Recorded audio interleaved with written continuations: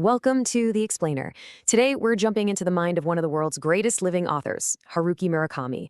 We're going to distill the big ideas from his incredible memoir, What I Talk About When I Talk About Running, and see just how a simple, physical act fuels his unbelievable creativity. So, let's start with the big question, right? Why on earth does a guy who writes these amazing, surreal novels commit to running a marathon every single year?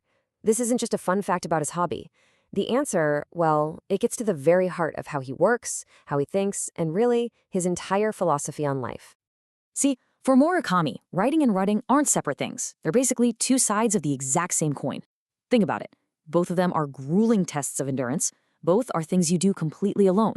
Both demand this strict daily rhythm. And for both, the motivation has to come from somewhere deep inside you. Nobody's going to make you do it. But here's the crazy part. This deep connection wasn't something he planned out. Not at all. It actually grew out of this one sudden, almost magical moment, which then led to a very real, very necessary change in his life. Just try to picture this timeline. It's 1978, he's at a baseball game, just watching. An American player hits a double, and in that exact second, Murakami says it was like something just fell from the sky, and a thought hit him. I can write a novel. He was running a jazz club then, living that late-night life. Just 3 years later, he sells the club to go all in on writing. And 1 year after that, he starts running. And here's exactly why that change was so critical. 60. That is the number of cigarettes he was smoking a day. He knew instantly that a life sitting at a desk, chained to that habit, it was not going to work, not if he wanted a long career as a novelist. His fingers were literally yellow. Something had to give. So you have to understand, running wasn't just some new fitness kick. It was an act of professional survival. To get the mental and physical stamina he knew he'd need to write for decades, he had to completely rebuild the foundation of his life. And running became that foundation. And it was out there, on the road, through the pure physical act of running, that he hammered out a core philosophy. One that he would apply to pretty much every challenge he ever faced, whether it was on a long run or staring at a blank page. He actually heard this mantra from another long-distance runner, and it just clicked. It became his North Star. It's such a simple phrase, right? But man, it holds a whole universe of meaning about what we can endure and the power of our own choices. Okay, let's break this down because it's so important. The pain, the fire in your lungs, the screaming in your leg muscles, that's real. It's a physical fact. You can't avoid it. But the suffering, that's the story you tell yourself about the pain. It's that little voice in your head saying, I can't take it anymore, it's too hard, I have to quit. That part, that's a choice. That part is optional. And believe me, this was not just some abstract theory for him. In the summer of '83, he decided to put this idea to the ultimate test. He flew to Greece to run the original marathon route from Athens to the town of Marathon in July, by himself. I mean, just imagine what that was like. It was pure, raw punishment.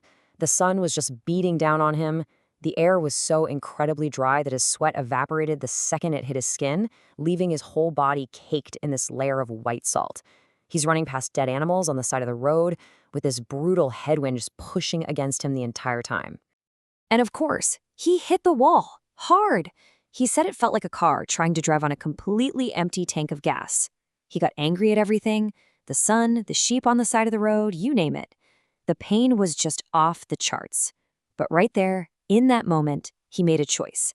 He accepted the pain, but he refused to suffer. He just focused on his legs, moving one after the other, and he finished the race.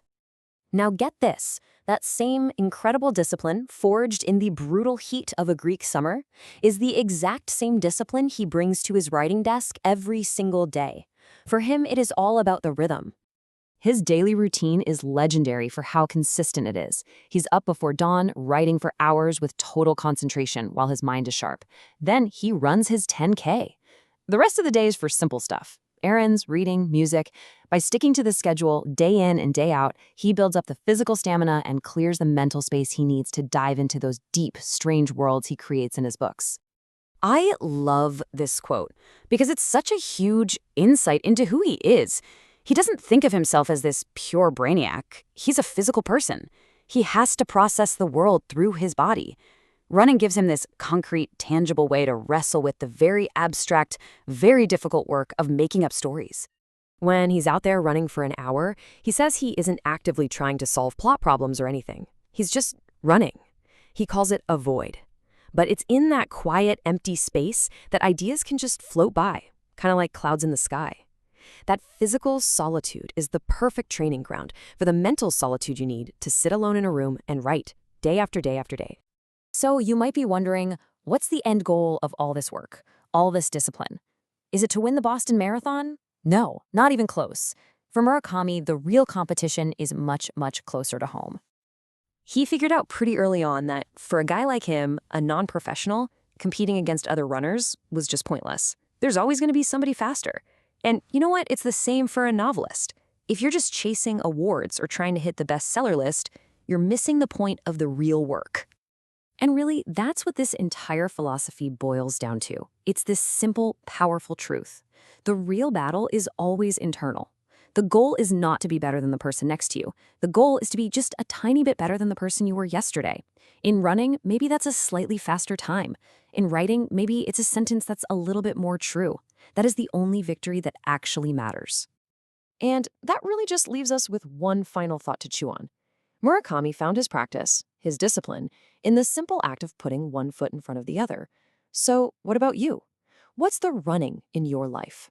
What's that thing you do not to beat anyone else, but to quietly, consistently beat the person you were yesterday?